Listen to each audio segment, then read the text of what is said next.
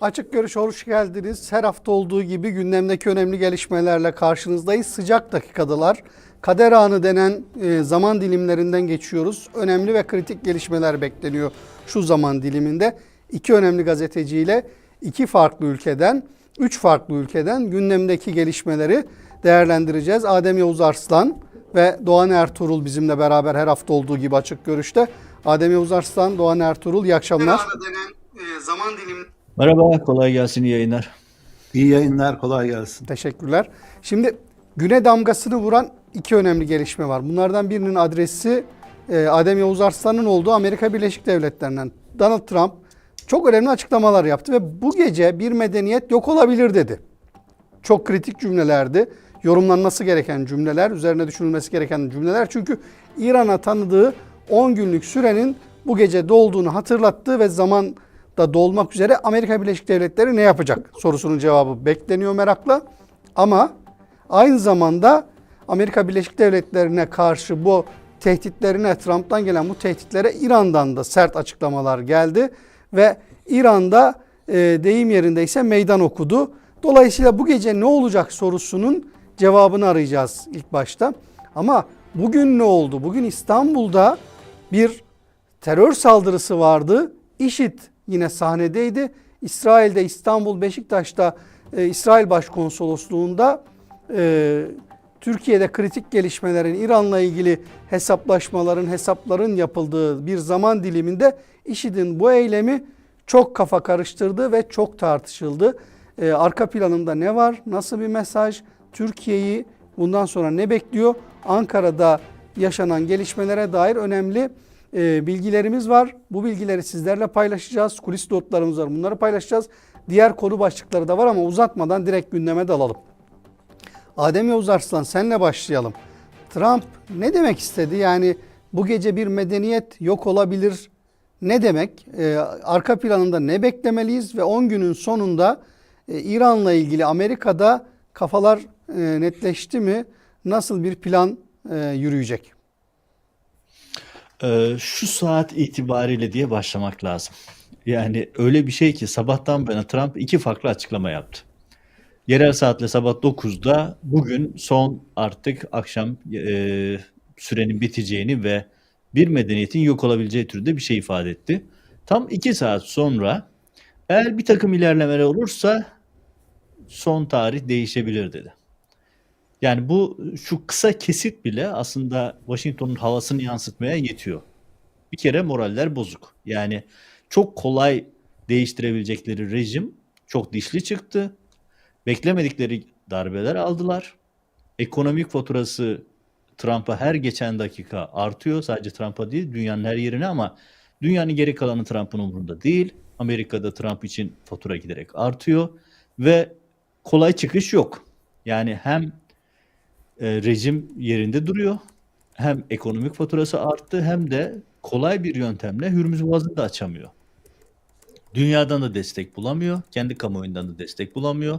Son olarak kendisi gibi bir başka tartışmalı isim Pete Hegseth, Savunma Bakanı, yeni adıyla Savaş Bakanı ve bu kadroyla Trump tehdit ediyor. Peki ne beklemek lazım? Açıkçası ben yine Trump'ın buradan bir manevra alacağını, bir vesileyle bu süreyi uzatacağını düşünüyorum. Ama bu Trump her şey olabilir. Yani her türlü değişiklik olabilir. Bakın 2 saat içerisinde 2 farklı açıklama yaptı. Bu aslında Amerika'nın ne kadar zorda olduğunu gösteriyor.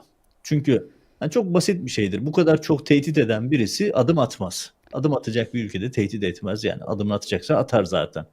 Dolayısıyla Trump'ın işi hiç kolay değil. İran hani Amerika'da geçen hafta söylemiştik, konuşmuştuk. Biraz esprisi yapılmıştı. İran'ın rejim değiştirmeye giderken Washington'da rejim değişiyor diye.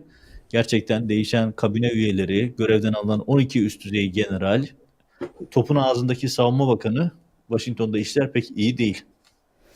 Washington'da işler iyi değil, Türkiye'de de iyi değil, İran'da da iyi değil, tüm dünyada iyi değil. Petrol fiyatları almış başını gidiyor. Herkes bu savaşın nasıl bitirileceğini konuşuyor ama tehditler, açıklamalar, işte Trump'ın bu sözleri, yani bir medeniyeti yok etme meselesi. Doğan Ertuğrul, yani İran'daki rejimi değil, bir medeniyeti yok etmekten bahsediyor. Bunun anlamı ne? Yani şimdi İran tarafından gelen açıklamalar da var bu tehdide Trump'a karşılık ve müzakere masası tamamen ortadan kaldırılmış gibi gözüküyor. Bu cümlenin senin cephenden anlamı ne? Ve İran'ın bu tehdide karşı verdiği cevap önümüzdeki günlerde bize bir gelecek, birkaç gün açısından söylüyorum. Çok öyle uzun geleceğe de bakamıyoruz zaten. Yakın gelecekte birkaç günde nasıl bir tablo getirir? Öncelikle lafı dolandırmadan söyleyeyim. Trump halt etmiş. Amerika ne kadar büyük bir güç kullanırsa kullansın İran'daki medeniyeti, uygarlığı yok etme ihtimali yok. Amerika'nın İran'ın Türkiye Büyükelçiliği dahil bu savaş boyunca çok performans sergileyen büyükelçilikler tarafından sosyal medyada paylaşımlarda şey vardı. Türkiye Büyükelçiliği'nin paylaşımında İskender de buradan geçti. Moğollar da yok edemedi İran'daki medeniyeti. Sen kimsin? Mealinde açıklamalar vardı. Böyle bir ihtimal yok ama bu Trump'ın yaptığı açıklama, Adem sıklıkla tekrar eder onu, soykırım 101 konusu olan bir mesele. Açık bir soykırım çağrısı, bir medeniyeti yok etmenin bu kadar normal söylenebilmesi bir soykırım çağrısı. Zaten Adem'in ayrıntılarını söyleyecektir. Amerikan Kongresi'nden bu bir savaş suçudur. Bu açıklamanın kendisi savaş suçudur. Açıklamanın kendisi, dikkatinizi çekerim yani diye tepkiler var. Bu net bir şekilde İran medeniyeti yok etme tehdidi Amerikan başkanı tarafından söylenmiş olması zırva tevil götürmezi meşru hale getirmez. Bu bir soykırım çağrısıdır açık bir şekilde. Çok büyük zarar verdi İran'a ve çok büyük zarar verme potansiyeli var ama medeniyeti yok etme ihtimal yok. Ne Amerika'nın haddidir ne Trump'ın haddidir İran'daki uygarlığı yok etmek. Zikzak vurgusu yapmıştın. Literatüre Evet. girdi demiştin. Oradan devam edebiliriz. Evet, Trump'ın zikzaklarının sonu gelmiyor. Yeniden Adem'in söylediği gibi bir manevra yapması, yeniden bir süre verme ihtimali göz ardı edilemez. Ama kapsamlı bir saldırı başlatma, en azından kamuoyunda beklentilerde olduğu gibi böyle bir en iyi ihtimalle onurlu çıkış sağlayacak bir saldırı başlatma ihtimali var. Ve fakat ortada şöyle bir durum da var. İran'a verdiği, şu ana kadar verdiği zararı kat be kat fazlasını verebilme potansiyeli var mı? Var. Yani şöyle bir şey söyleyelim. Yahu üniversiteleri vurdu.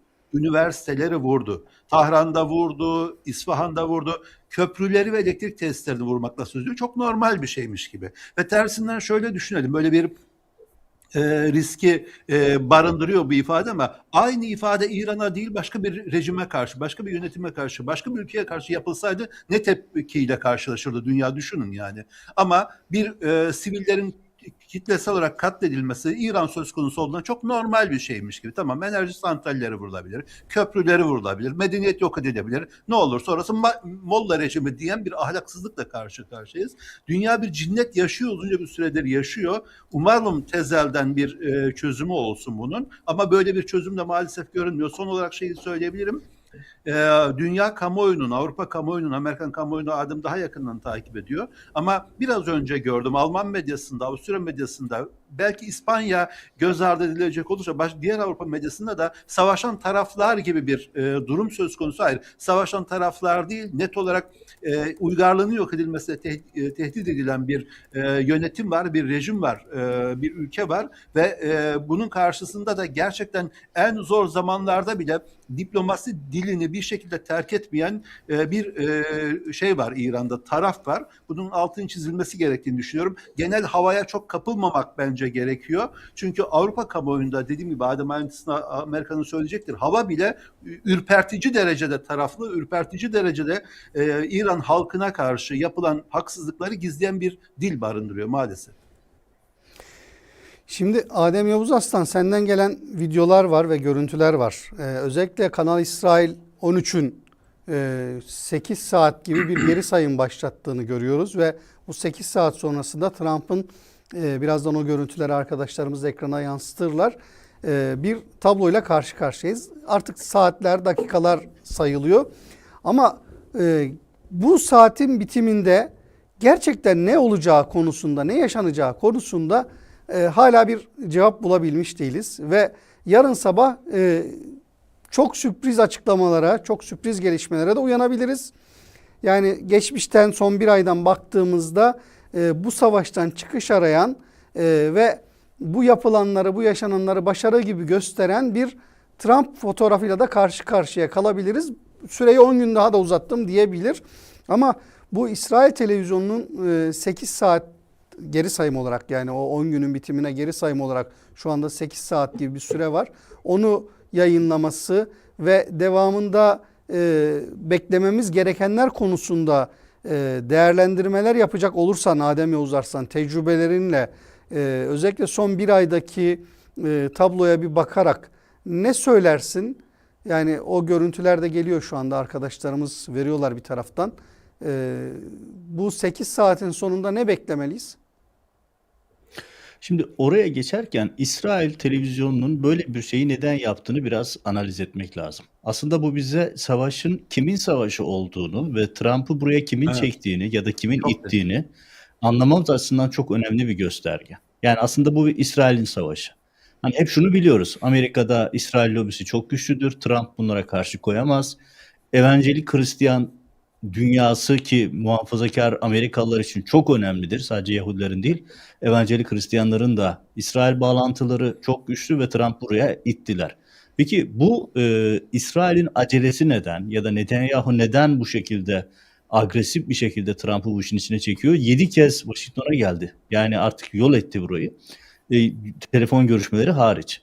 Bu kadar yoğun bir ilişki olmasının arkasında şöyle bir nokta var. Şimdi Trump gergin. Evet, gergin çünkü Trump şunu görüyor. Amerika kamuoyu İsrail antipatisi giderek yükseliyor. Amerika'da anti-İsrail yükselen bir dalga şu anda. Özellikle de genç jenerasyon içerisinde. Zaten Gazze ile bu çok hareketlenmişti. İsrail saldırısıyla birlikte bu oldukça yükseldi. Şimdi İsrail tarafında şöyle bir psikoloji var. Eğer biz Trump'la bu işi halledemezsek bir daha uygun bir lider, uygun bir konjonktür yakalayamayız. Hani İsrail İran'ı bu şekilde halletmek istiyor. Halletmeyi tırnak içerisinde söylüyorum. Yani İsrail'in önceliği Trump gitmeden, çünkü İsrail tarafı şunu da görüyor. Amerika'daki kamuoyu yoklamaları, iç dengeler, tablolar ara seçimlerde Trump'ın darbe alacağını gösteriyor.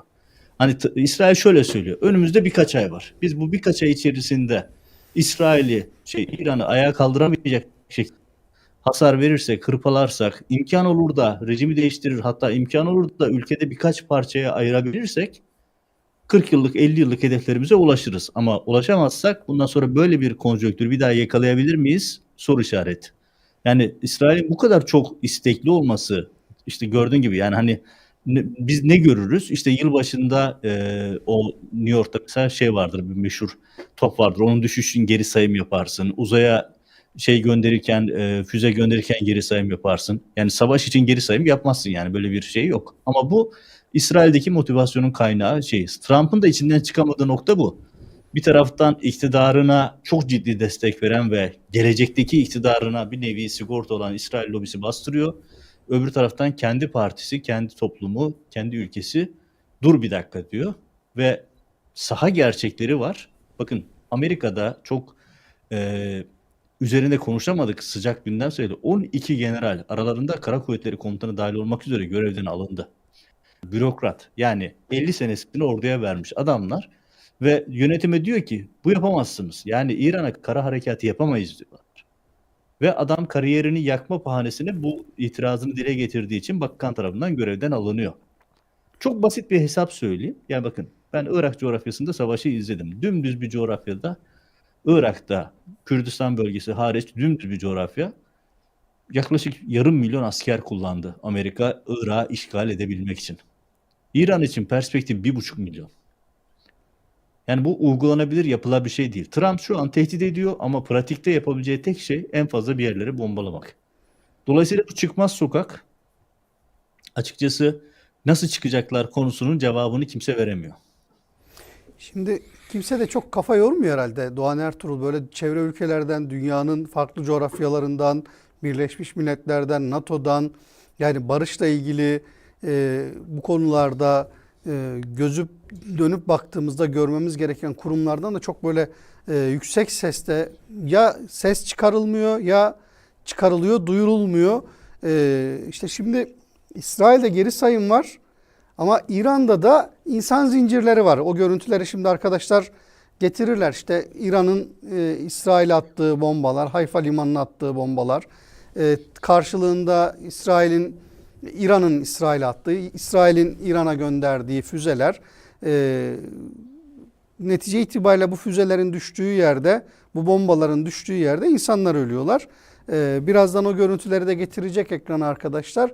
İran'da da insan zinciri var. Adem Yavuz Arslan az önce özellikle altını çizdi ve o görüntüleri paylaştı. Birazdan ekrana da gelecek. Şimdi bu insan zinciri, işte Trump'ın açıklamaları, yani bir medeniyet yok etmekten söz ediyor ama hakikaten bir medeniyet ortadan kalkıyor gördüğüm kadarıyla. Dünyanın barış adına, insanların yaşatılması adına kazandığı bütün o birikim, bunun karşılığı olan medeniyet hepimizin gözünün önünde yok oluyor gibi. Doğan Ertuğrul, sen ne diyorsun Adem Yavuz Arslan'ın az önce çerçevesini çizdiği noktadan hareketle? Aslında bu İran Savaşı, İran-Irak Savaşı bir yanılsamayı, büyük bir yanılsamayı bence ortadan kaldırıyor. Yani farklı, hani öyle bir klişe laf var ya, yeni bir kavram setiyle düşünmemiz gerekiyor. İran'da olup biteni, yeni dönemde dünyada olup biteni.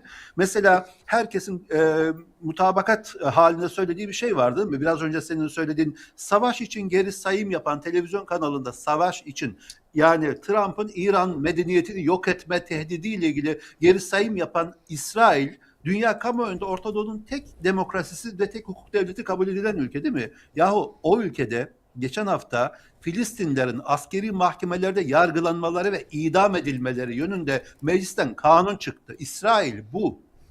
Filistinler yargılanacak askeri mahkemelerde, orada Yahudiler yargılanmayacak. Filistinli olmayanlar yargılanmayacak. Sadece İsrailliler yargılanacak ve bunu parlamentoda şampanya patlatarak kutladılar. İsrail bu.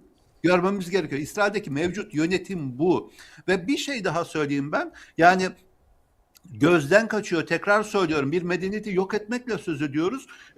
Karşısına gelen tepki İran'ın kontra açıklamaları ve şimdi senin verdiğin örnekte de olduğu gibi bir taraftan İran'ı yok etmeye yönelik bir Amerikan-İsrail işbirliği var.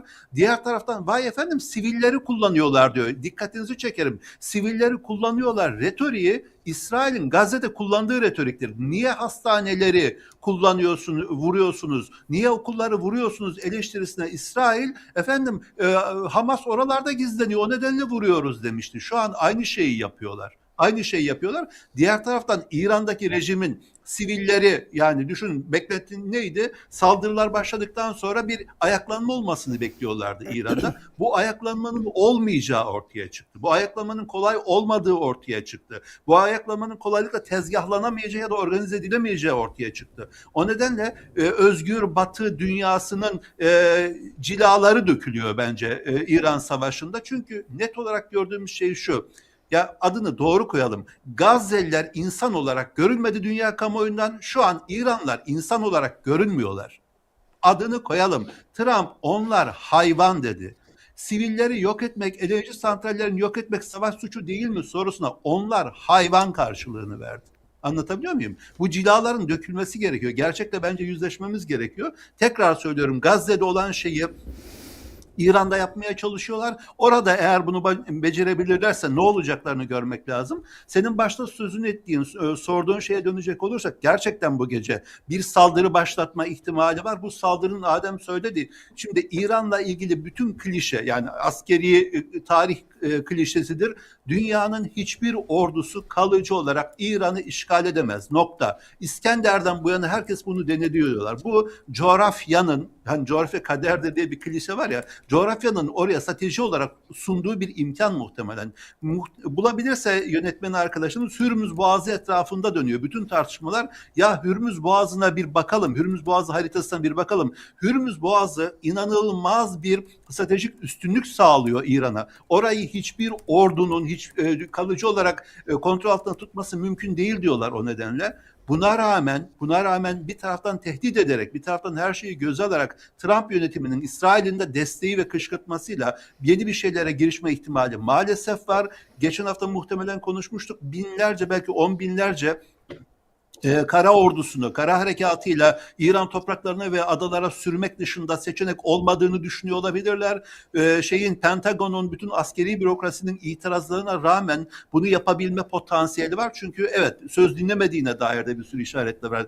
Dileyelim bunların hiçbiri gerçekleşmesin ama bir kara operasyonu, adalara yönelik bir işgal ve İran topraklarına yönelik bir işgal başlatma ihtimali var. Bu geceki o geri sayımdan sonra şunu belki söylemek gerekiyor. Mevzi olarak, kısa süreli olarak İran topraklarının bir kısmı İran'ın elinden çıksa bile bu yöntemle İran'daki rejimi dize getirme, İran'daki rejimi değiştirme potansiyeli yok. İran'ın sert muhaliflerini bile sivil hedefleri vurarak, köprüleri vurarak, işte elektrik santrallerini vurarak yapacağını şey rejimin yanına savunur hale getirmektir. Şu anki savaşın gidişatı böyle devam ederse bu potansiyel çok daha yüksek görünüyor. İran'da rejim karşıtları bile anti-Amerikan, anti-İsrail cephede rejim etrafında birleşebilirler gibi görünüyor.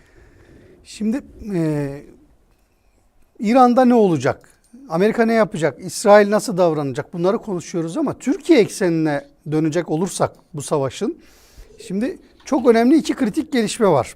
Bunlardan birisi İstanbul'da İsrail Konsolosluğu'na bugün yapılan, önünde yaşanan silahlı çatışma, IŞİD saldırısı ve bu olayın perde arkasına dair ortaya çıkan skandallar zinciri. Oldukça önemli bir tabloyla karşı karşıyayız. Neden şimdi IŞİD bu eylemi yaptı?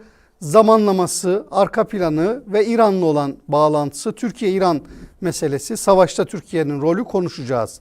Ama onun öncesinde Adem Yavuz Arslan, şimdi İran'da çok önemli bir tesis vuruldu. Gübretaş. Oradaki Gübretaş'ın, yani Türkiye'deki Gübretaş'ın oradaki ortaklığı İsrail vurdu ve orada üretim de durdu. Çok önemli bir hadise, önemli bir tablo Türkiye'ye bakan yönüyle ve buradan hareketle, Gübretaş'tan hareketle Türkiye'nin bu İran çıkmazındaki, İran girdabındaki giderek sürüklendiği nokta neresi? Bu doğrudan Gübretaş'a yapılan saldırı aslında ne ifade ediyor? Yani evet, İran'da belli noktalar, nokta atışı vuruşlar var ama buranın seçilmesinin anlamı ne ve Ankara'ya nasıl bir mesaj? Ya oraya geçerken Amerika'dan önemli gördüğüm küçük bir ekleme daha yapayım. Fotoğraf atmıştım. Arabadan konuşan bir adamın görüntüsünü. Onu ekrana verebilirseniz. O çok önemsediğim bir sinyal. Onu söyleyeyim. Yani Trump en fanatik destekçilerini bile kaybetmiş durumda. O kadar ki yani bugüne kadar Trump'ın iktidara gelmesini sağlayan en önemli isimler, Tucker Carlson gibi, Alex Jones gibi bu isimler Amerikan sağının her gün böyle ekrana yapışıp izlediği isimler. Ve adam az önce bir tweet atmış. Arabadan bir çekim yaparak ve kimin tweetine dönüş yaparak söylüyor? Marjorie Greene Taylor'ın, ki o da fanatik Trump taraftarı, aşırı sağcı bir milletvekiliydi. Ve onların ortak söylediği şey şu: bu çılgınlığı durdurun. Trump'ı Amerikan Anayasası'nın 25. maddesi uyarınca görevden alın. Yani düşünün bakın, Trump'ın, hani Türkiye'de söyleyeyim, Erdoğan'ın en fanatiği kim olduğunu, onun böyle bir çıkış düşünün. Yani hani herkes mi çıldırdı? Hayır. Amerika'da en uçtaki insanlar bile Trump'a bir dur diyor yani. Hani bir dur noktasındalar. Bu önemli. Bunu ifade edeyim. Bakın, bu Alex Jones hani Amerikan sağının en çok izlediği adamlardan birisi ve altta yorum yaptığı kişi de yine en fanatik milletvekillerinden birisi. Asıl yani Tucker Carlson gibi adamlar, ki Trump'a başkanlığı getiren adamlar bunlar. Ve bunlar şu an Trump'a yani bu çılgınlığı durdurun diye çağrı yapıyorlar. Bu çok önemli. Burada bir şey daha dikkat çekici. Bakın, bugün 2 tane açıklama var. Beni asıl ürküten konu o. J.D. Vance Başkan Yardımcısı Orban seçim için desteğe gitti. Hani biz AKP'lilerde alışırız ya, Hulusi Akar elinde böyle telefon tutup Erdoğan'ın konuşmasını dinletiyor falan ya, böyle şeyler yapıyor. Ya bugün aynısını J.D. Vance yaptı. Telefonla Trump aradı. Orban'ın mitinginde konuştu. İşin magazini bir tarafa. Orada söylediği bir şey var. Dedi ki bugüne kadar kullanmadığımız bazı seçenekler var. İranlılar bunu bir düşün. Aynı paralel Rusya'da Medvedev dedi ki nükleer savaşa doğru gidiyorlar. Ya korkarım bir tırnakların içerisine girebilir. Bu savaşın başlangıcı İsrail medyasına kuştu. İsraillerin Trump'ı şöyle ikna ettiği anlatılıyor: sen gelmezsen biz nükleer silah kullanır ve İran rejimini indiririz. Hani İsraillerin Trump'a bu yönde bir telkin olduğu da anlatılıyordu. Yani umarım böyle bir şeye girmeyiz ama bu seçeneğin de konuşuluyor olması ayrıca ürkütücü. Yani Şimdi senin soruna Adem gelelim. Yavuz Hasan, benim soruyu Evet. hatırlatmak gerekecek. Çünkü araya çok önemli doneler girdi. Hatırlatayım hemen Ya, şeyi yo, söyleyeyim. Yani şunu Gübretaş, hatırlatmadan önce İran ben şunun altını çizeyim. Yani biz o zaman, ben endişelendim. Yani bugünkü programın başında bugün gelişmeleri takip ederken bu 8 saat sonrasına dair geri sayımı, Amerika Birleşik Devletleri'nden Trump'ın yaptığı açıklamayı ben biraz böyle bir çıkış yolu için, bir moral motivasyon sağlamak için bir kampanya algı olarak gibi algılamaya dönük reflekslerim vardı. Yani bu 8 saatin sonunda çok da sıcak bir gelişme olmaz diye ümit ediyordum. Yani biraz daha yumuşar şartlar diye. Ama senin söylediklerinden edeyim. anladığım daha endişeli olmak gerekiyor. Bu 8 saatin sonunda çok daha tehlikeli şeyler sadece Amerika cephesinden değil, İsrail kanadından da gelişebilir diyorsun. Yani maalesef şu anda hem Netanyahu hem Trump aslına bakılırsa yani ikisi de oldukları yerde olmaması gereken kişiler. Ama bir de yani çılgınca bir tablonun içerisindeyiz. Olmaz dediğimiz her şey oluyor. O yüzden ben Medvedev'in ve J.D. Vance'in aynı anda aynı şeyleri ifade etmesini de çok dikkate almak gerektiği fikrindeyim. Hani Ha. olmaz diyeceğim ama yani sonra yarın bir gün yani bir de Trump ya bu. Yani olmaması mümkün mü diye de kendi kendimize sorabiliriz yani. O zaman Türkiye çok da tehlikeli bir pozisyonda, yerde, coğrafi konum olarak ve doğrudan Türkiye'ye aslında diyebileceğimiz o Gübretaş'a yapılan saldırı doğrudan Türkiye'ye hedef olmuş diyebilir miyiz? Buradan gireyim hemen. Diyebiliriz. Direkt Türkiye şirketi için sonuçta. Şimdi doğrudan Yani şöyle anlatayım. Hı hı. Şimdi Gübretaş malum Türkiye'de herkesin az çok hele köyle, tarımla, çiftlikle ilgisi olan herkesin bildiği bir yer. Tarım kredi kooperatifleri de öyle. Ve burası normalde çiftçiye ucuz mazot, ucuz imkan sağlaması gereken yer. Ziraat Bankası gibi sözde. Ama pratikte özellikle 2007-2008'den itibaren Erdoğan'ın yakın çevresinin arpalığına dönüştü. Mücahit Arslan hepimiz biliyoruz. Adı Ali İhsan Arslan, Erdoğan'ın kara kutularından birisi. Babası İhsan Arslan da yine Erdoğan'ın Diyarbakırlı, bunlar malum. Ve bu aile Erdoğan'ın yakın aileleri, yakın ekibinde özellikle Mücahit Arslan tam bir kara kutu. Şimdi 2008'de çok enteresan bir şey oldu. Gübretaş gitti İran'daki Razi Petrokimya'yı satın aldı. Şimdi diyeceksiniz ki ya ne güzel işte yurt dışında yatırım var. Ya kazına ya öyle değil. Neden değil? Birincisi bu şirket Amerika'nın yaptırım listesinde uluslararası anlamda sabıkalı bir şirket. Ve ikincisi şu, Razi Petrokimya'ya 681 milyon dolar Türkiye para ödedi. Ben bu konuyu çok yakın çalıştığım için yıllardır rakam biliyorum, takip ettiğim bir konu. Ve üzerine de 150 milyon dolar yenileme yatırımı yaptılar. Çünkü ambargo sebebiyle sıkıntıdaydı. Şimdi diyeceksiniz ki buradaki şey ne? Sorun ne? Sorun şu. Bu şirketi satın alırken iki tane şirket kuruldu. İki tane şirket var. Bir tanesi Asyagaz, bir tanesi de Tabosan. Asyagaz bu ihaleden sadece 20 gün önce kurulmuş. Tabela şirketi. Arkasında da Tabosan var, etmiş çalışmayan bir şirket. O da tabela şirketi. Ama bu iki şirkete kamu bankalarından, Ziraat Bankası gibi, Vakıfbank gibi milyonlarca euro kredi açılıyor. Kredi açılışında kimlerin araya girdiğini tahmin etmek zor değil. İhsan Arslan'ı söyledim. Bazı Mehdi Ekeri vesaire söyledim. Bazı Diyarbakırlı önemli isimler de var. Ve en önemlisi şu. Erdoğan'ın eski ev sahibi Faruk Koca. Hatırlarsınız Selam Tehdit Operasyonu'ndan da ismi gündeme gelen bir isimdi. İşte hani millet, sahaya girip hakem yumruklayan şahıs. son karesi Ve o oldu. onunla birlikte Hafızalara evet, eski kazıdan ev son sahibi karesi o Erdoğan. oldu. Evet, hemen de sonra tahliye ettiler zaten. Şimdi bu isimler bu işin içerisinde ve burada açılan krediyle ilgili devlet sırrı şeyi kondu. Mesela milletvekilleri bu konuyu gündeme getirdiğinde dediler bu devlet sırrıdır. Açıklama yapmadılar. Ve ne oldu biliyor musunuz? Bu işin içerisinde Diyarbakır'da memur olarak çalışan Şaban Bekçi isimli birisi, memur çalışan birisi. Bugün Türkiye'nin en zengin isimlerinden birisi, kaç milyar doları yönettiği belli değil. Razi Petrokimya'nın genel müdürlüğüne kim atadılar? Türkiye'de Selam Tehdit Operasyonu'nda çok konuşulan bir şahsın oğlu. 17-25 Aralık'ta önümüze düşen Reza Zarrab'la ve Selam Tevhid operasyonunda da yine çok gördüğümüz bir başka isim Hakkı Selçuk Şanlı. O da Uğur Mumcu suikasti döneminden bu yana gündemimizde olan isim. Yani Selam Tevhid var, bir takım kirli kapaklı organizasyonlar var vesaire vesaire. Ve bunlar gittiler burayı satın aldılar. Sonrasında enteresan işler oldu. Mesela burası denizcilik şirketleri kurdu. Ya Gübretaş bu sonuçta ve denizcilik işletmeleri kurdu. Altın şirketi kurdular. Sonra Koza İpek Holding'in, Akın İpek'in tespit edip borsaya bildirdiği, yatırımını yaptığı Bilecik'teki madene çöktüler. Ve o madenle ilgili milyar dolar vurgun yaptılar. Türkiye'deki bütün Akın Gürlek gibi çok sayıda hakim savcının oradan servet yapmasını sağladılar gibi bir sürü suçun içerisinde Uğruna olan bu bir kadar yapıdan yolsuzluk bahsediyoruz. yapılan, uğruna bu kadar hukuk çiğnenen, uğruna bu kadar çalınan, çırpılan bir tesis, İran ayağı, Türkiye ile doğrudan bağlantılı, dün vuruldu. Adem Yavuz Arslan. Evet. Bu ne Burada anlama Bilal Erdoğan geliyor? da var. Yani çünkü Bilal gerçekten Erdoğan da var. evet. Çünkü Bilal Erdoğan da şöyle var.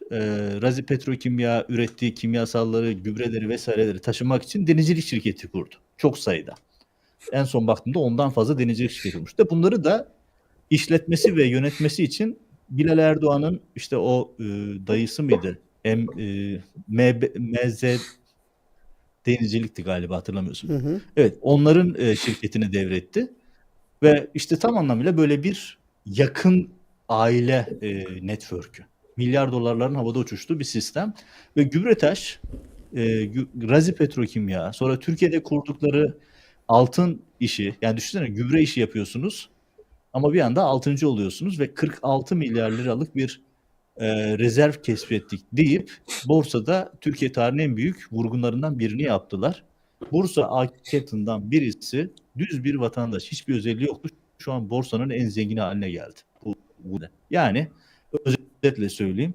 Saraya kurulu olan devasa bir Gübretaş üzerinden döndü. İşte bu İsrailler dün gece vurdular. Gübretaş'ı vurdular ve şu anda sistemde fabrikada üretim durdu. İsrailler Genelkurmay Başkanlığı'nın hangi yatak odasında uyuduğunu biliyorlar ki onu yatak odasında vurarak, öldürerek gösterdiler. Ya da işte en ince ayrıntısına kadar her türlü istihbarata sahipler. Bu devasa yerin Erdoğan ve ailesine ait olduğunu bilmemeleri mümkün değil. Bilerek, isteyerek Erdoğan ailesinin fabrikasını vurdular. Bu Erdoğan'a verilmiş çok net, çok sert bir mesaj ki aynı saatlerde, yani birkaç saat sonra pardon, Türkiye'de de İsrail konsolosu ile ilgili tuhaf bir saldırı oldu. Onu da ayrıca konuşuruz. Evet, şimdi arkadaşlara bir taraftan da bir not attım da. Şimdi Doğan Ertuğrul, evet, işin içinde bu kadar ismin olduğu, iktidarın, rejimin para kaynağı açısından, ilişkileri açısından nasıl bir metodolojiyle burayı inşa ettiğini ve nasıl vurulduğunu Adem Yavuz Arslan çok güzel anlattı. Şimdi zamanlaması manidar dedi Cumhurbaşkanı Erdoğan. Zaman ayarlı provokasyon tepkisini verdi. Bugün İstanbul'da İsrail Konsolosluğu'nun önündeki çatışmayla alakalı. IŞİD mensuplarının, 3 IŞİD mensubunun öldüğü, 2 polisin hafif yaralandığı bu saldırıyla alakalı ve saldırının görüntülerine baktığımızda karşımıza ilginç bir tablo çıkıyor. Şimdi Adem Yavuz Arslan'ın anlattıklarından bu tarafa geçecek olursak, İstanbul'a geçecek olursak İran'dan, peş peşe bu manzaralar, bu tablolar tesadüf mü? Yoksa bunları ilişkilendirmek, bunlarla ilgili birlikte yorum yapmak, gerçeği aramakta, gerçeği bulmakta işimizi mi kolaylaştırır, bizi komploya mı götürür diye sana sorarak başlayayım. Yani öyle bir cinnet hali yaşıyoruz ki, bu kelimeyi de çok kullandım bugün. En tesadüfi görünen şeylerde bile acaba birbirine nasıl bir bağlantısı var diye sormamız çok meşru bir şey. Şimdi Adem'in bıraktığı yerden şeyi söyleyeyim. Gübretaş mevzunun bağlamı bence şu. Trump geçen hafta söyledi ya, bu konuda Türkiye'den, Erdoğan'dan yapması istemediğimiz bazı şeyler vardı, onu da yapmadı. Yani bu savaşta geçen hafta etraflıca konuşmaya çalışıp Trump'ın, Amerika'nın Türkiye'den bir beklentisinin olmama ihtimali yok. İsrail'in bu savaşta Türkiye'nin aldığı pozisyonla ilgili bir beklentisinin olmama ihtimali yok. Hala ve hala şu durumda İsrail'e, bakın dün bir tane gördüm. Varoufakis paylaşmıştı. Bazı Yunan silah şirketleri sahte bayraklar göstererek, işte onun adına her ne deniyorsa, Türkiye üzerinden İsrail'e silah gönderiyorlar. Türkiye üzerinden İsrail'e silah gönderiyorlar dedi. Türkiye'nin bundan haberinin olmama ihtimali var mı? Varsa vahim. Durum da zaten. İsrail'in Türkiye'den bazı beklentilerinin olması normal ve bu gübre taşının vurulması da, Adem söyledi işte, yani yatak odalarını biliyor insanlar. Neyi vurduğunu bilmeme ihtimali yok. İsrail gözünü karartmış vaziyette ve Türkiye'den bazı beklentileri olduğu şeklinde bunun anlaşılmasından başka bir bence şey yok. Çıkar yol yok. Durumu anlamak bakımından çıkar yol yok. Bugünkü saldırı, yani şöyle düşün, kapalı olan İsrail konsolosluğuna, terk edilmiş bina muamelesi gören bir yere saldırı, sabah saatlerinde ilk şey çıktığında, yani o görüntüler ilk ortaya çıktığında azıcık polis adliyebilen herkesin görebileceği gibi çok sofistike ya da çok eğitimli bir IŞİD saldırısı gibi görünmüyordu. Hatta bir iki arkadaşımla ben konuştum. O çatışmanın kendisi falan filan çok eğitimli, çok hazırlıklı olmadıklarına dair bir sürü şey söylüyordu. Ama sonuç itibariyle ortada bir gerçek var. O gerçek şu: yahu bu ülke neleri kokteyl terör örgütü lafını gördü değil mi? IŞİD'e laf konduramayan, Suriye'deki İslamcı gruplara laf konduramayan Türkiye'deki iktidarın şu anki İçişleri Bakanı, eğer daha sonra bir düzeltme yapmadıysa dini istismar eden bir örgüt filan gibi bir laf söyledi. Ne örgüt abi bu? Dini istismar örgüt hangi örgüt bu? Ve CHP'den de anladığımız kadarıyla niye bu örgütün adını söylemiyorsun, bu IŞİD mi değil mi gibi şeyler geldi. Eylemin profesyonelce olmaması filan tartışılabilir ama eylemde öldürülen şahsın IŞİD bağlantılı olduğu, IŞİD'den mal varlığına el konuldu. 3-4 yıl kadar sonra gerek görülerek mal varlığına el konulmaktan vazgeçildiği gibi bir durum söz konusu. Ben bununla sabah konuştuğum arkadaşımla da onun üzerine biraz müzakere yapma fırsatı bulduk. Zelenski'nin Hakan Fidan tarafından Şam'a götürülmesi arasında bir bağlantı kurulabileceğini düşünüyorum. Zelenski Şam'a gitti. Hakan Fidan'la birlikte gitti. Ne tuhaf bir şekilde Şara ile Zelenski'nin görüşmesinde Hakan Fidan hep de sosyal medyada da tartışıldı. Ortada Türk bayrağı yok. Hakan Fidan o görüşmede niye var? A heyetinde değil, B heyetinde değil filan gibi. Bir bağlantısı da olma ihtimali var. Çünkü IŞİD denilen yapı ya da benzer cihatçı örgütlerin menbaı, kaynağı, merkezi Suriye. Şu an kravat takmış IŞİD'liler diye artık yıllardır konuştuğumuz şey var ya, Şam'daki yönetimin kendisinin kravat takmış IŞİD'li olduğunu, eski IŞİD'li olduğunu bence göz önünde bulundurmak gerekiyor. Rusya ile Ukrayna, Türkiye, Şam arasında farklı gerilim alanlarının olduğunu da görüyoruz. Zelenski'nin götürülmesine, Şam'a götürülmesine Rusya'nın iyi peki hadi demiş olma ihtimalinin olmadığını da tahmin edebiliriz. O nedenle bölgedeki örgütlerle gerçekten ne tür bir bağlantısı var? Ankara bunu nasıl açıklayacak? Bunu neye yıkacak? Ne için bir manivela haline dönüştürmeye çalışacak? Göreceğiz. Ama sonuç itibariyle Türkiye'deki İsrail Büyükelçiliğine yönelik saldırıya ilişkin ben şeyi gördüm. İsrail Dışişleri Bakanlığı'nın açıklamasını gördüm. Tabii ki Türk yetkilileri tebrik ediyor, bilmem ne yapıyor ve arkasından terörist kim olursa olsun mücadelemiz devam edecek diyor. Nedir acaba bunun arkasına gelen motivasyon? İsrail'in yaptığı başka şeyler için bir terörizm bahanesi yaratması mıdır mesela? Yani İsrail Dışişleri Bakanlığı'nın açıklamasında var bir ifade. Terörizm kimden gelirse gelsin her türlü terörizme karşı falan filan ifadeleri var. O nedenle keşke Türkiye'de hem İçişleri Bakanlığı'nın hem ilgili güvenlik birimlerinin ya kardeşim bu olay şudur, şu şekilde aydınlanmıştır diyebilme ihtimali olsa ve biz de yaptıkları açıklamaya inansak, inandırabilse bizi, toplumu tatmin edebilse, böyle bir ihtimal yok. Ben şundan eminim, yani Allah'tan ki çok daha kapsamlı olabilecek bir IŞİD saldırısı olabilirdi. Biliyoruz ki IŞİD istediği zaman her yerde eylem yapabiliyor, göz yumuluyor ya da yol veriliyor filan. Bu eylemin de rejim tarafından, İçişleri Bakanlığı ya da saray her ne ise tarafından nasıl kamuoyuna aktarılacağı, buradan neler murad edileceği, bunun üzerine neler bina edilebileceği üzerine temkinli olmak gerekiyor bence. Önümüzdeki günlerde buna dair de şey çıkacak. Buna ne anlam yükleyecek bu Türkiye'deki yönetim, rejim ve buradan topluma ne mesajlar verecek? Şu an ne olacağını söylemek bence erken ama buna bir yatırım yaptıklarını görmek gerekiyor.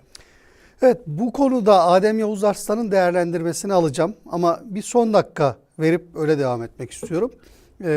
Yaklaşık işte 10 dakika önce ajanslara düştü ve 40 dakika önce de hayatını kaybetti. Lucescu, efsane spor adamı. Antrenman sırasında bir kalp rahatsızlığı geçirmişti ve sonrasında hastaneye kaldırılmıştı.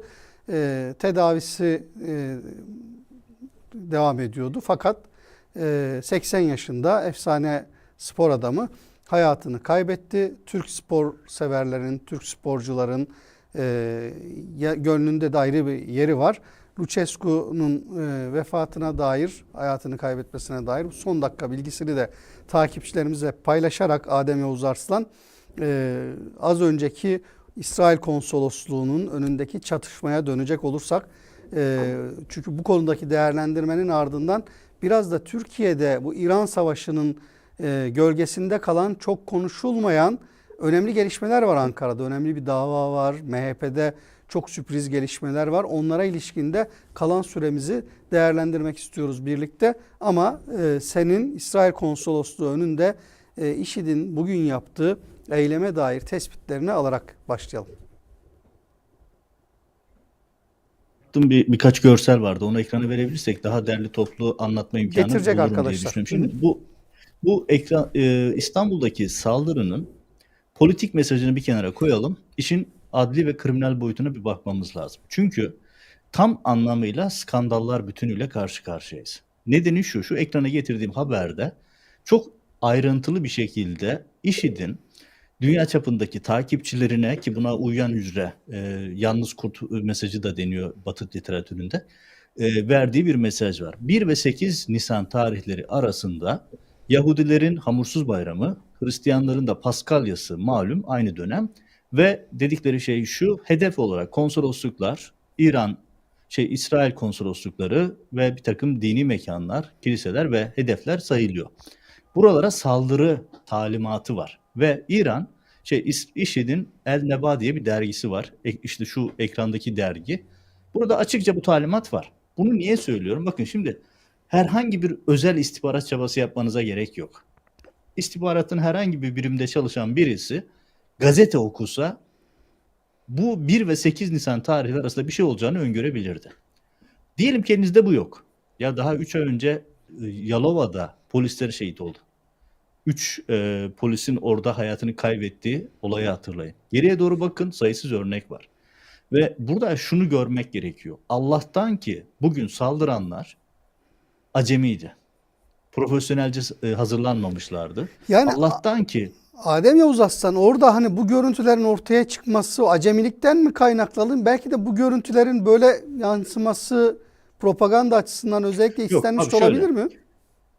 Yok, öyle düşünmüyorum. Ben şöyle söyleyeyim. Bakın şimdi IŞİD'in yaptığı bütün eylemlere bakalım. IŞİD'in eylemlerinin bir karakteristiği var. Bir esaslı mühimmatla gelirler.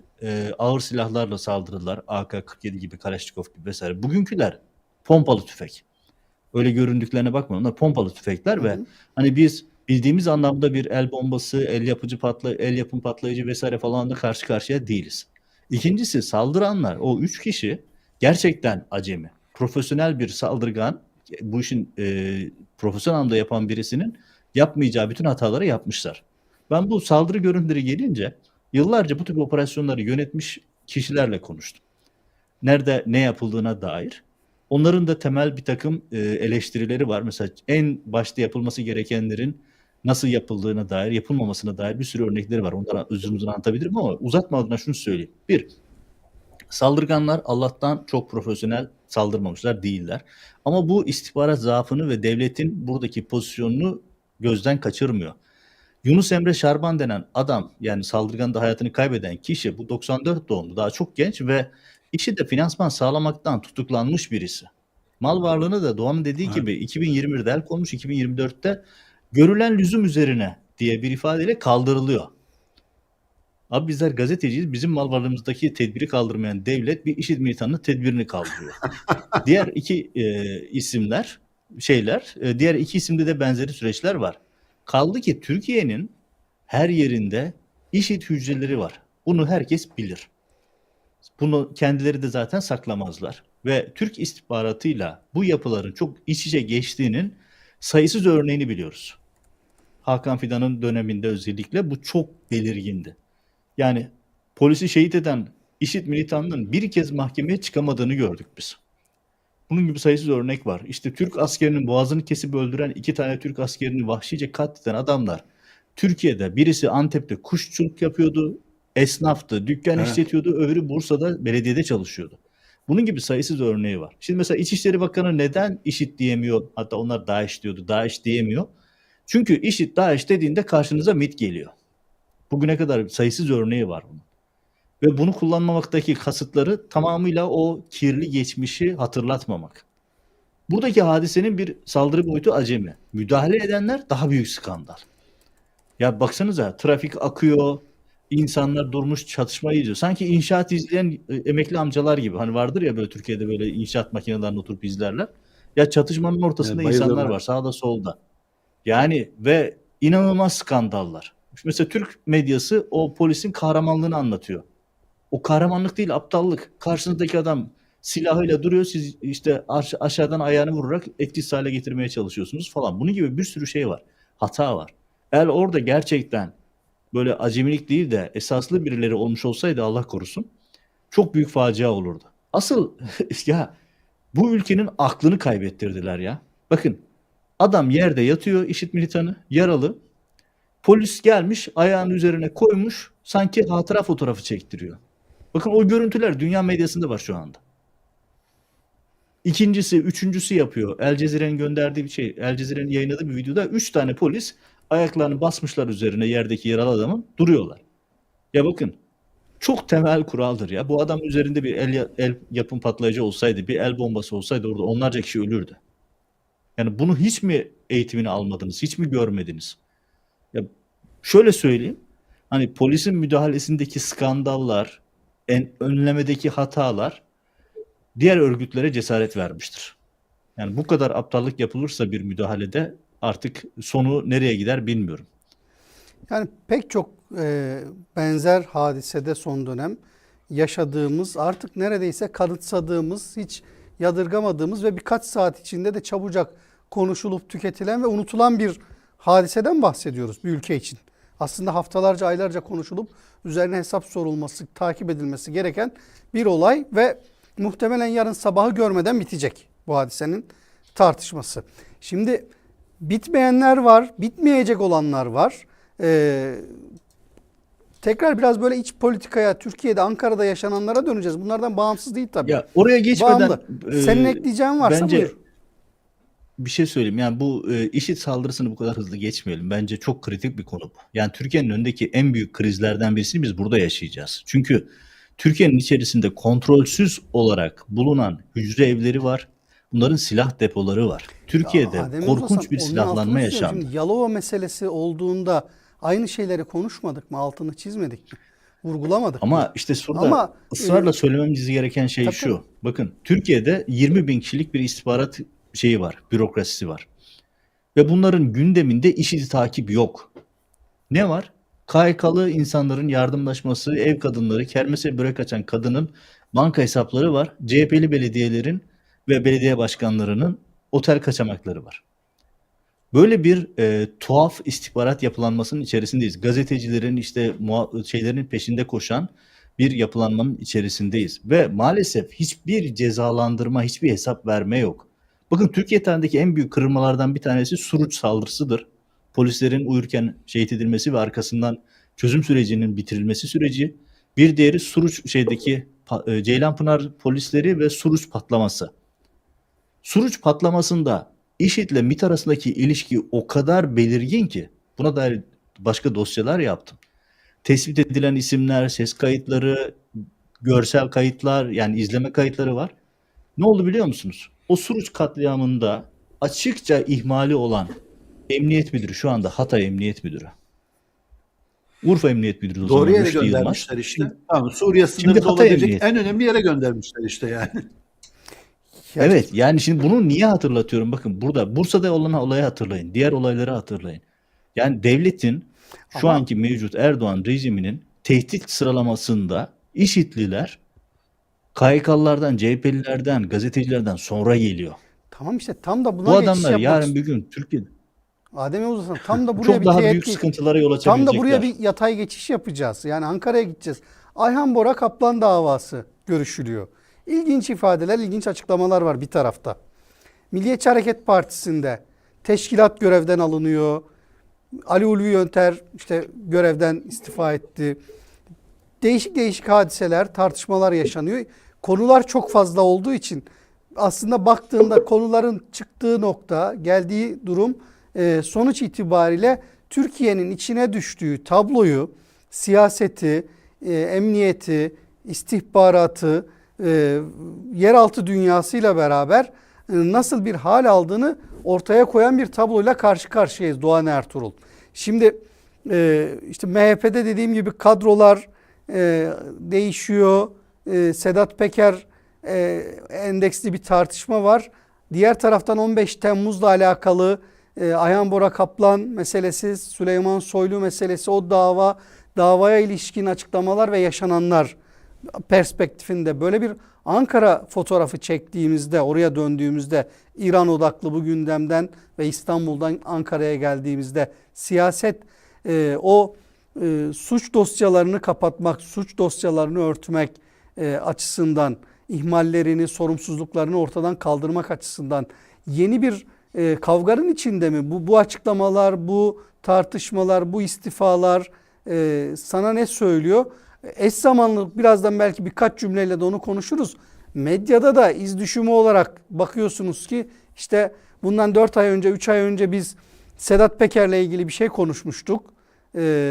Sözcü televizyonunun başına Yılmaz Özdil'in geldiği dönemde, tartışmaların olduğu dönemde.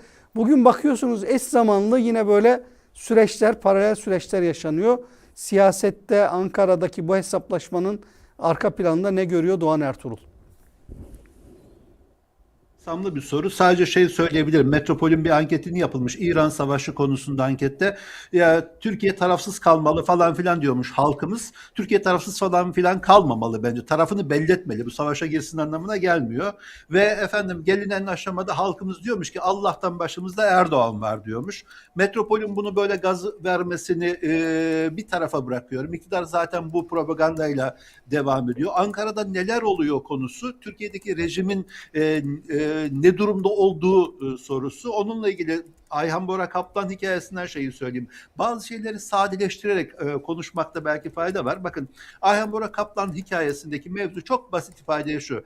Mafya olmakla suçlanan ve Ankara'nın önemli mafyalarından biri hale geldiği bilinen bir tane adam, adı Ayhan Bora Kaplan, malum işte eski İçişleri Bakanı ile Soylu ile çok yakın filan polisler, bu ülkenin polisleri bu adamı yurt dışına kaçmak üzereyken sırtına çökerek gözaltına aldılar mafyadan dolayı. Vay niye çöküyorsun filan dediğinde de daha çok çökeceğim sana diyorlardı. Ey değerli izleyiciler, o polislerle o mafya bugün aynı mahkeme salonunda yargılanıyorlar. Polisler, mafyaya operasyon yapan polisler başka bağlantılar nedeniyle suçlanıyorlar ve yargılanıyorlar. Düşünün ki mahkeme salonunda bir tarafta polisler, operasyon yapan polisler, diğer tarafta mafya var. Bitti mi? Bitmedi. Duruşma salonunda olan şey şu. Mafya polisleri, polis de mafyayı FETÖ'cülükle suçluyor. Nasıl? Güzel değil mi? Mafya polisleri, polis de mafyayı FETÖ'cülükle suçluyor. Çünkü ülke bir kez daha söylüyorum o hale gelmiş ki ne olursa olsun, ne olursa olsun her türlü suçtan sıyrılmanın bir şeyi var, kavramı var. FETÖ filan diyorsun. Sonra ne oluyor biliyor musunuz? Güzel olan şey şu. Sanıyorum o mafya mensuplarından bir tanesi diyor ki vay efendim bize yönelik operasyonlarda da FETÖ'cü olduğu bilinen T24 sitesi diyor. Türkiye'nin malum en ana akım mecralarının biri haline gelmiş bir site. Çok değerli gazeteci arkadaşlarımız orada çalışıyor. FETÖ'cüler diyor bunu haber yaptılar falan filan diyor. Bugün E24'e bakıyorsunuz. Türkiye'nin şu an dikkatinize sunuyorum değerli izleyiciler. Yani en muteber, en mutedil görünen internet siteleri, haber portalı, dediğim gibi benim de çok yakın arkadaşlarım da orada çalışıyor. Eski arkadaşlarım. Efendim mafya mensubunun bu açıklamasının altına not düşüyor T24.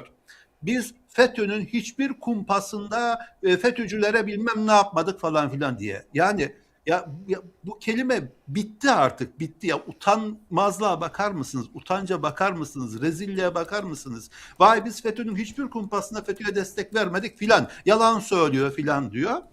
Ben izleyicilerimizden çok basit bir Google aramaları yapmalarını isterim. Bu FETÖ kumpasına destek verdik vermedik bağlamında değil. Daha önce nasıl pozisyon almış? T24 Veli Küçük gözaltı diye arasınlar bakalım ne çıkıyormuş orada. Mesela Ergenekon döneminde neler yapmış T24? Haberleri nasıl vermiş? Başka konularda nasıl vermiş?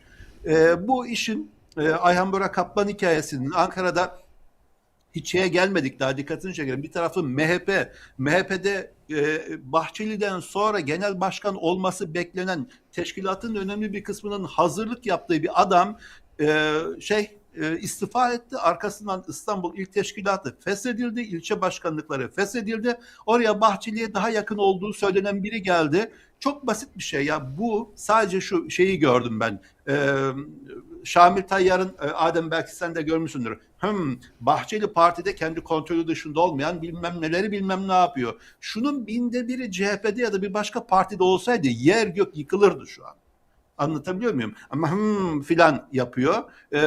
Şeyin içerisinde olup biten şey. Bununla ilgili bir güzel yorum gördüm. Yani Bahçeli sonrasına yönelik bir hazırlık bu MHP içerisindeki kaynama filana CHP'ye yakın olduğunu tahmin ettiğim, ben uzun süredir takip ettiğim bir analist, adını vermeyeceğim, şey diyor. Bu bence Bahçeli sonrasına hazırlık değil. Bu bence MHP'de Erdoğan sonrasına hazırlık. Yani bu yatırımın yapılmama ihtimali var mı? O nedenle Ankara'da olup biten şey çok çok çok katmanlı ve bu hikayede de yani gözümüzün önünde olup biten mafya polis hikayesinde de MHP içerisinde olup bitenlerde de bakın durum o halde ki CHP'ye gelmedik. Yahu Bursa Büyükşehir Belediye Başkanı tutuklandı. Bugün Üsküdar'a operasyon yaptılar. Yarın kimlerin tutuklanacağı falan filanın şeyi yok. Sınırı yok filan.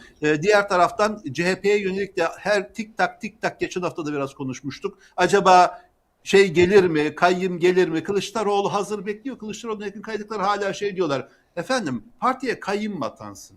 Tabii ki Kılıçdaroğlu partiye geri gelecek filan diyorlar.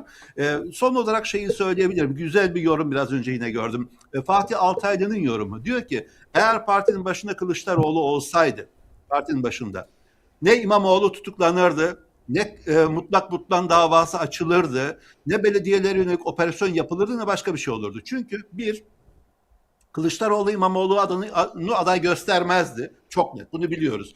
İmamoğlu'nu aday göstermeyeceği için de Erdoğan'ın seçim kaybetme diye bir korkusu olmazdı. CHP diye bir risk görmezdi karşısında. Şu an yaşanan bütün hikaye bundan ibarettir diyor. Ben son derece önemli ve altı çizilmesi gereken bir analiz olarak görüyorum bunu. Evet. Adem Yavuz Aslan, son 3 dakikamız ve senin pek çok gündem madden var. Bu konuda söyleyeceklerin önemli ve çok detaylı söyleyeceğim bilgiler var biliyorum. Ama bütün bunların içinden bir özet çıkaracak olursan, böyle birkaç manşetini ve giriş kısmını bize ver sadece. Yani MHP'deki kavga, medyadaki Yılmaz Özdil yeni dizayn. Bak izleyicilerimizden Adem Yavuz'un sözünü kesmeyin diye çok fazla tepki geliyor. Niye vallahi konuşmasına engel oluyorsunuz da tepki geliyor. Adem Yavuz Aslan'ın sözünü uyarıyorum kessem.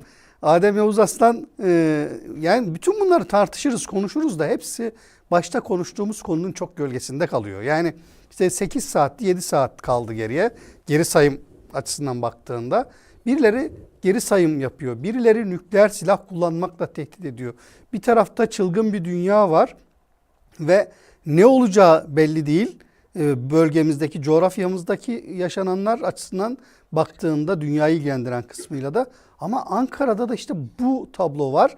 10 yıldır işin açıkçası, 10 yıl aşkın bir süredir devam ediyor. Az önce Doğan Ertuğrul'un resmini çizdiği bu akıl tutulmasına dair Adem Yavuz Aslan, yani öyle bir şey söyle ki, yani diyelim ki bir umut olsun. Yani insanlar bu hukuksuzluktan, bu çürümüşlükten, bu kavgalardan, kirli kavgalardan geleceğe dair bir şey çıkarsınlar diye programın sonuna doğru topu sana bırakarak ben kenara çekiyorum.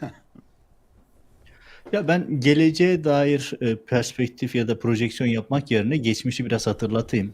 İstanbul örgütü, MHP'nin İstanbul örgütü tümden feshedilen değişimi falan değil. Direkt olarak kesip ateş suikastini organize eden yapıydı. Ve Ankara ayağında Ülke Ocakları ve MHP Genel Merkezi vardı. Yani sadece orada bir Ulvi Yöntem destekçileri, onun kurduğu kadronun görevden alınması değil. Bir ekibin de tümden tasfiyesi söz konusu ve onunla birlikte, bakın geçen haftaki yayında söylemiştim, MHP'de artçı sarsıntıları çok sert olacak diye. Bugün itibariyle oldu zaten. Yarın bir gün, birkaç gün içerisinde Marmara bölgesindeki birçok ilin arkasından Ankara'daki kritik kellelerin ve özellikle de Ülke Ocakları Genel Başkanı'nın da gittiğini görürsek bir haftaya kadar şaşırmayın. Çünkü Bahçeli bu meseleyi kendisine karşı büyük bir meydan okuma olarak gördü. Kendisinden sonra partinin Ulvi Yönter ve ekibi tarafından dizayn edildiği gibi bir fikre sahip olduğu, özellikle mafyanın, hani o zaten şöyle söylüyorum, yani bir mafya liderinin genel başkanın konuşmasına pasaj atması, araya parça koyması zaten hani hayal bile edilecek bir şey değil. Netflix dizisinde anca olur böyle şeyler. Böyle bir karşı karşıyaydık ve MHP'deki kavga olacak bir kavga değil. Ha şunu söylüyorum, işte Ulvi Yönter kenara çek. Öyle bir şey şansı yok. MHP standartlarında e, yani burada olduğunu yani, ayağından vurulursa kendini şanslı sayar. O kadar yani. Öyle bir gelenekten geliyorlar sonuçta. Yani MHP'de her şey Devlet Bahçeli ve Erdoğan'la olan ilişkiler üzerinden yeniden şekilleniyor ama Bahçeli'nin getirdiği isimlere baktım. Onları tanıyan insanlarla konuştum. Hepsinin tek temel bir özelliği var. Devlet Bahçeli konusunda ikiletmeyen insanlar. Yani Devlet Bahçeli orada kendisine çok bağlı bir yeni kadro kuruyor. Dediğim gibi bunun için içerisinde önümüzdeki günlerde Semih Yalçın'ın da ben görevden alınacağını düşünüyorum, öngörüyorum diyeyim. O da çok önemli bir isim ama o da Devlet Bahçeli tarafından çizilmiş gözüküyor. Parti içinden gelen bilgiler o yönde. MHP'deki kavga hayli büyük. Evet, Adem Yavuz Arslan, iki flash cümleni öne çıkarayım son dakikada. Ülke Ocakları Başkanı gider dedi. Semih Yalçın da görevden alınır dedi. Görünen o ki Evet. MHP'deki bu görevden alınmalar, kavgalar, yeraltı dünyasındaki eş zamanlı yaşanan tartışmalar ve gelişmeler medyaya da yansıyan kısmıyla baktığımızda önümüzdeki günlerde bu konuyu daha çok konuşacağız gibi duruyor. Özellikle önümüzdeki hafta. Bu senin öngörünün altını çiziyorum. Çünkü daha önce de pek çok programda dile getirdiğin, Doğan Ertuğrul'un da dile getirdiği ama sonradan bizim o kendi mahcubiyetimiz içerisinde biz söylemiştik, bu programda anlatmıştık demekten kendimizi biraz dur ediyoruz. Çünkü hani tevazu olsun, nezaket açısından yanlış anlaşılır diyoruz ama maalesef söyledikleriniz karşılığı çıkıyor. Umarız hukuk ve demokrasi adına ümidimiz de diri tuttuğumuz ümidimizin de bir gün karşılığını göreceğiz deyip bu akşamı noktalayayım. Birilerinin geri sayım Bir yaptığı. cümle ben isteyebilir miyim? Tabii ki. Bir cümle. Bir arkadaşımdan uyarı geldi. T24 ile ilgili şeyi tavzih edeyim. Şöyle tavzih edeyim. Sözümü geri almıyorum. T24'de söylediğim şey şu. Eğer Ergenekon ve Balyoz soruşturmaları kumpas idiyse o haberleri niye yaptın kardeşim? O haberler hala orada duruyor. O haberlerin, o davaların, o soruşturmaların kumpas olmadığını adın gibi biliyorsun. Zamanında da biliyordun. Şu an sadece pozisyon alıyorsun demek istiyorum. Hikaye bu. Yani bir Bir cevap cümlede hakkı. ben ekleyeyim. Tabii. Evet.